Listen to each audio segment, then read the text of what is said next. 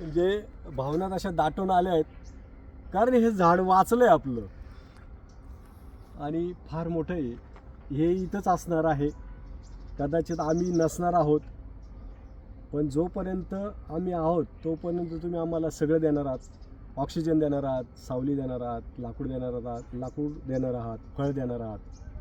आणि हे लोक तुम्हाला तोडायला निघाले होते.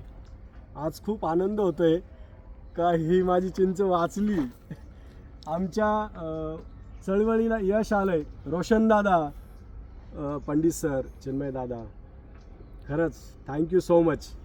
या लोकांचे खूप मोठं योगदान आहे ही चिंच वाचवण्यामध्ये, आणि खारीचा वाटा उचलण्याची मला पण संधी मिळाली. वाव.